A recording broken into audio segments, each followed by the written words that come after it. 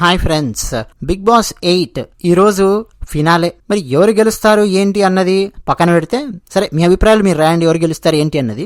నేను big boss చూడలేదు కాబట్టి ఎవరు గెలుస్తారు ఏంటి అనేది నేను ఇప్పుడు ప్రస్తుతం మాట్లాడదలుచుకోలేదు. బిగ్ బాస్ బయట, అన్నపూర్ణ స్టూడియోస్ బయట సెక్యూరిటీ గురించి మాట్లాడదలుచుకున్నాను. దాదాపు 50 నుంచి 60 మధ్యలో ప్రత్యేకంగా కెమెరాస్ ని బయట సెట్ చేశారు అని ప్రస్తుతం తెలుస్తోంది. అలాగే సెక్యూరిటీకి సంబంధించిన కొన్ని ప్రోటోకాల్స్ సిద్ధం చేసుకొని ఎవరెవరు ఏ రూట్లలో వెళ్ళాలి, ఎప్పుడెప్పుడు వెళ్ళాలి, ఎంట్రీ ఏంటి, ఎగ్జిట్ ఏంటి, ఎక్కడెక్కడి నుంచి ఎట్లా వెళ్ళాలి అనేది ఆ రూట్స్ కానీ ప్రస్తుతం కొంచెం జాగ్రత్తగా ప్లాన్ చేసుకుంటున్నట్టుగా మనకు తెలుస్తోంది. ఎందుకంటే బిగ్ బాస్ 7 అయిపోయిన తర్వాత జరిగినటువంటి హంగామా అంతా ఇంత కాదు. పల్లవి ప్రశాంత్ అనే వ్యక్తి గెలిచాడు, అమర్దీప్ అనే వ్యక్తి సెకండ్ వచ్చాడు, మనకు తెలిసిందే. ఆ తర్వాత అక్కడ బయట జరిగినటువంటి అన్నపూర్ణ స్టూడియోస్ బయట జరిగినటువంటి హంగామా, అలాగే అమర్దీప్ అనే వ్యక్తి కారు మీద కొంతమంది రౌడీల్లాగా గుండాల్లాగా పడి దాడి చేయడము, అంటే దాదాపు ఫిజికల్ దాడి చేసినట్టుగా చేయడం. బిగ్ బాస్ లోపల ఏం జరిగింది అది అంతవరకే ఉంచి ఆ తర్వాత దాన్ని పక్కన పెట్టేసేస్తే బాగుండేది.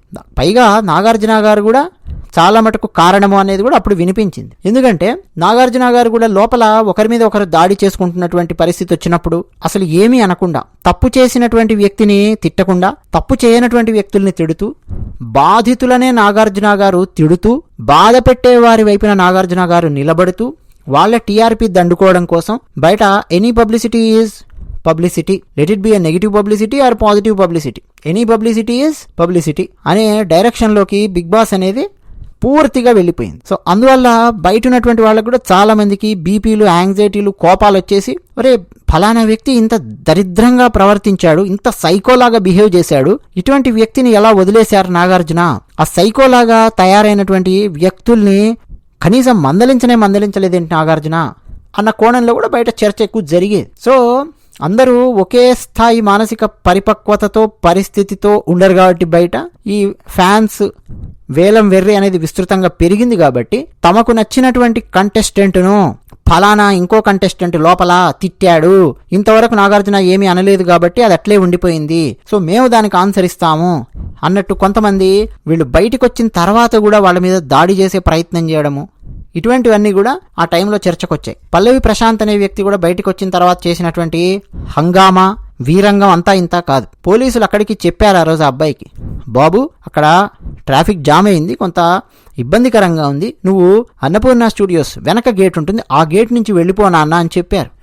ఎందుకు వెళ్తా, నేను ఒక రైతు బిడ్డనన్నా, నేను రైతు బిడ్డను, వెనక గేట్ నుంచి వెళ్ళమంటారా, నేను వెళ్ళను అని చెప్పి అన్నాడు. అది కూడా బయటకు వచ్చింది, ఆ వీడియో కూడా బయటకు వచ్చింది. సో పోలీసులు అక్కడ వచ్చి చెప్పినా సరే విననటువంటి పరిస్థితి అబ్బాయి ఆ రోజు. కొంతమంది బస్సుల మీద, అక్కడ వెళ్తున్నటువంటి ఆటోల మీద రాళ్లు రువ్వి, కర్రలు తీసుకొని కొట్టి, బద్దలు కొట్టి, లైట్లు బద్దలు కొట్టి, ఈ పల్లవి ప్రశాంత్ అనబడేటటువంటి మహాత్ముని యొక్క వీరాభిమానుల్లో కొంతమంది, అందరినీ మనం ఎందుకంటాం, కొంతమంది వాళ్ళ అభిమాన కంటెస్టెంట్ని గెలిపించుకోవడానికి ఓట్లేస్తారు, వాళ్ళ గురించి పాజిటివ్గా 4 కామెంట్స్ రాస్తారు, మద్దతుగా నిలుస్తారు, అంతవరకు ఓకే. కానీ దాడి చేసేంతటి స్థాయి దాకా అభిమానం వెళ్ళింది అని అంటే బిగ్ బాస్ యొక్క ఫెయిల్యూరా, నాగార్జున గారి యొక్క ఫెయిల్యూరా అనేది కూడా మళ్ళీ చర్చించుకోవాల్సిన అవసరం. కానీ ఈసారి అటువంటి వాటికి ఆస్కారం ఇవ్వకుండా మొత్తం ఎంట్రీ పాయింట్స్, ఎగ్జిట్ పాయింట్స్ కరెక్ట్గా పెట్టే ప్రయత్నం చేస్తున్నారు. ఎక్కువగా ప్రైవేట్ సెక్యూరిటీని డిప్లాయ్ చేస్తూ ఉన్నారు. అలాగే పోలీసులు ఇచ్చినటువంటి ప్రోటోకాల్స్ ఫాలో అవుతూ ఉన్నారు. అదనంగా కెమెరాస్ తెచ్చి బయట చుట్టుపక్కల ప్రాంతంలో, అన్నపూర్ణ స్టూడియోస్ ప్రాంతంలో బిగించారు. ఏమైనా సరే గలాటాలు, గొడవలు, చెత్త చెదారం ఏమన్నా అయ్యిందా అవన్నీ కూడా రికార్డ్ అవుతాయి, కేసులు సీరియస్ గానే పెడతారు. సరే కేసులు పెట్టిన తర్వాత వాళ్ళకి ఇమ్మీడియట్ గా బెయిల్స్ వచ్చి ఇమ్మీడియట్ గా బయటికి వెళ్ళిపోతారు కదా సార్ అంటారేమో. ఇక మన భారతదేశంలో ఏం జరుగుతుంది, సెలబ్రిటీల విషయంలో ఏం జరుగుతుంది, చట్టం విషయంలో ఏం జరుగుతుంది అనేది నాకంటే మీకే బాగా తెలుసు. సో అక్కడికి నేను వెళ్ళడం లేదు. కానీ సెక్యూరిటీ విషయంలో మాత్రం అన్నపూర్ణ స్టూడియోస్ వాళ్ళు బిగ్ బాస్ 7 టైంలో జరిగినటువంటి విషయాలన్నింటినీ దృష్టిలో పెట్టుకుని ఇప్పుడు మాత్రం అదనంగా కొంత కేర్ తీసుకున్నట్టుగా కనిపిస్తుంది. దాంతో పాటు బిగ్ బాస్ జరుగుతున్నటువంటి టైంలో కూడా అసలు నాగార్జున గారు ఎప్పుడన్నా బిగ్ బాస్ చూస్తారా అన్నటువంటి సందేహం అయితే చాలా ఉంది. ఎందుకంటే నాగార్జున గారికి ఉన్నటువంటి అనుభవానికి, ఆయనకున్నటువంటి మానసిక పరిపక్వతకు నిజంగా బిగ్ బాస్ గనక నాగార్జున గారు చూస్తే ఆయన మాట్లాడే విధానం వేరే ఉంటుంది. ఎందుకంటే తప్పులు చేసేటటువంటి వాళ్ళ పట్ల నాగార్జున గారు ఒక సానుభూతితో చూస్తూ ఎవరో ఒక వ్యక్తిని, ఇద్దరు వ్యక్తులను బాగా టార్గెట్ చేసి ఆ కంటెస్టెంట్ ను దాదాపు మానసికంగా హింసించే స్థాయి దాకా తీసుకెళ్తారు. ఆ కంటెస్టెంట్ నేను తప్పు చేయలేదు మొర్రో అని చెప్పి మొత్తుకుంటున్నా గానీ వినకుండా నువ్వు తప్పు చేసావు అని చెప్పి బలవంతంగా ఆ వ్యక్తి చేత ఒప్పించే ప్రయత్నం చేస్తుంటారు. నిజానికి నాగార్జున స్థాయి వ్యక్తి, అంత అనుభవం ఉన్నటువంటి వ్యక్తి అట్లా మాట్లాడకూడదు, మాట్లాడరు కూడా నిజంగా చూస్తే. కానీ ఆయన చూడరు. బిగ్ బాస్ ప్రేక్షకులు ఎంత కీన్గా అబ్జర్వ్ చేస్తుంటారో, డౌట్ వస్తే మళ్ళీ హాట్స్టార్ లోపలికి వెళ్ళి వెనక్కి వెళ్ళి ముందుకెళ్ళి డైలాగ్ టు డైలాగ్ చూస్తుంటారు. ఆ స్థాయిలో కాకపోయినా కనీసం బిగ్ బాస్ రన్ అవుతున్నప్పుడు కూర్చొని ఆ 1 hour ఆయన చక్కగా చూస్తే, ఆయన ఒక 4-5 పాయింట్స్ పక్కనున్న వాళ్ళకి చెప్పి నోట్ చేయండి, ఈ పాయింట్స్ నేను మాట్లాడాలి అని చెప్పి చెబితే కన్నడ బిగ్ బాస్ లాగా ఉంటుంది. ఇప్పుడు కన్నడ బిగ్ బాస్ లో శోభా శెట్టి అనే వ్యక్తి కనీసం ఒక 4 వారాలు కూడా అక్కడ ఉండలేకపోయింది.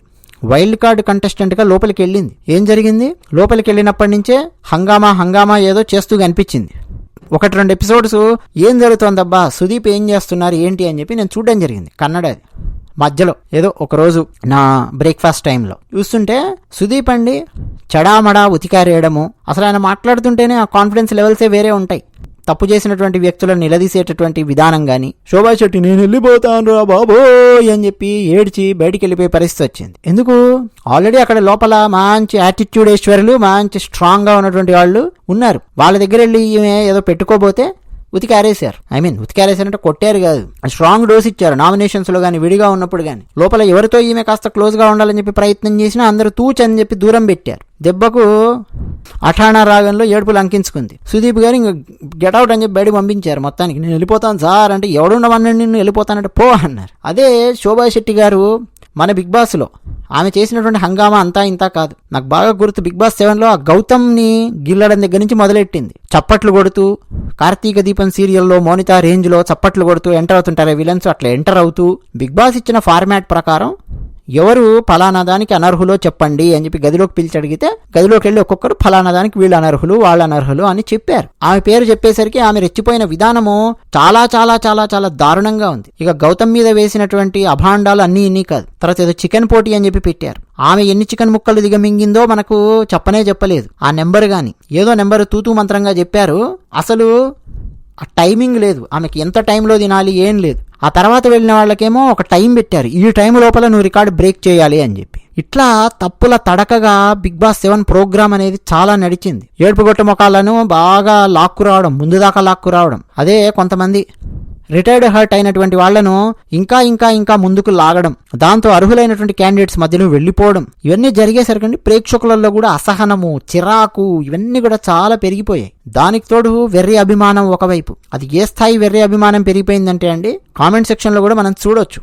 మేము గమనిస్తుండేవాళ్ళం. లాజికల్ గా ఒక పాయింట్ గురించి మాట్లాడతారా అంటే మాట్లాడరు. ఎవరో ఒకరికి ఫిక్స్ అయిపోయి అసలు లాజిక్ లేకుండా అడ్డదిడ్డంగా వాదించడం, తిట్టడము, అవతలను నిందించడము, ఆ స్థాయి దాకా వెళ్ళిపోయింది బిగ్ బాస్. ఇక దానికి తోడు రకరకాల థంబ్నెయిల్స్ తో ముందే దర్శనం ఇవ్వడం. అంటే బిగ్ బాస్ లోపల ఏం జరుగుతుందో ముందే దర్శనం ఇస్తూ ఉంటుంది. ఎవరు వెళ్ళిపోతున్నారో ముందే చెప్పేస్తూ ఉంటారు, ఎవరు ఎలిమినేట్ అవుతున్నారో ముందే చెప్పేస్తారు, ఎవరు ఏ గేమ్ గెలుస్తున్నారో ముందే చెప్పేస్తుంటారు. అంటే దాన్ని కూడా కంట్రోల్ చేయలేనటువంటి డైరెక్షన్లోకి బిగ్ బాస్ వెళ్ళింది. మొత్తానికండి బిగ్ బాస్ అయితే నా దృష్టి లోపల తెలుగు బిగ్ బాస్ అది ఒక ఫ్లాప్ షో లాగా మారిపోయింది. ఒకప్పుడు ఉన్నటువంటి ఆ కరిష్మా అనేది లేదు. సో ఏది ఏమైనా సెక్యూరిటీ విషయంలో మాత్రం ఈసారి చాలా జాగ్రత్తగా ఉన్నారు బిగ్ బాస్ వాళ్ళు.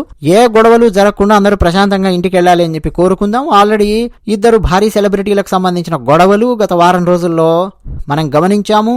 ఒకరు అరెస్ట్ అయ్యి బెయిల్ వచ్చి బయటికి రావడాలు, ఇంకొక వ్యక్తి ఏమో వేరే గొడవలలో ఒక జర్నలిస్ట్ మీద దాడి చేసి అత్యంత దారుణంగా, ప్రస్తుతం ఆయన మీద కేసు ఉంది, హాస్పిటల్లో ఉన్నాడు. ఆయన మరి అరెస్ట్ అవుతాడా కాడా, ఈ లోపు యాంటిసిపేటరీ బెయిల్ తెచ్చుకుంటారా, ఏమేం చేస్తారనేది నడుస్తూనే ఉంది. మళ్ళీ వాటికి తోడు ఈ బిగ్ బాస్ బయట పిల్లబచ్చా సెలబ్రిటీలు వాళ్ల కోసం పిల్లబిత్తిరి అభిమానులు వెళ్ళి గొడవలు పడి కార్లు బద్దలు కొట్టి బస్సులు బద్దలు కొట్టి ఇవన్నీ చేస్తే ఇక వాటన్నింటినీ చూస్తూ భరించేటటువంటి శక్తి హైదరాబాద్ పోలీసులకైతే లేదు. అది విషయం. ధన్యవాదాలు.